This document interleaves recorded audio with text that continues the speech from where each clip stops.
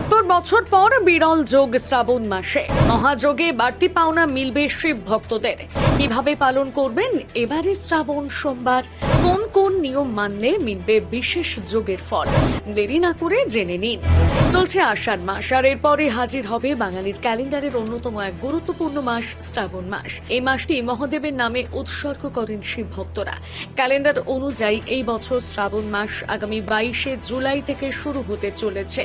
এই পুরো মাস জুড়ে ভোলেনাথের অভিষেক, পুজো, মন্ত্র জপ করে থাকেন অনেকে। কেউ কেউ আবার শুধু শ্রাবণ সোমবার পালন করে থাকেন। বিশ্বাস করা হয় শ্রাবণ মাসে দেবাদিদেব মহাদেবের আরাধনা করলে তিনি ভক্তদের সকল ইচ্ছা পূরণ করেন। আর অবাক করার ঘটনা হলেও এবারে শ্রাবণ মাসে তৈরি হচ্ছে এক বিরল মহাযোগ। হ্যাঁ, প্রায় 72 বছর পর শ্রাবণ মাস শুরু হচ্ছে সোমবার দিয়ে, এবং এই মাস শেষ হবে সোমবার দিয়েই। না, এখানেই শেষ নয়। চলতি বছরে শ্রাবণ মাসে 4টির বদলে মোট 5টি সোমবার পড়েছে, যা সত্যি মহাদেবের কৃপা। কবে কবে পড়ছে সোমবার?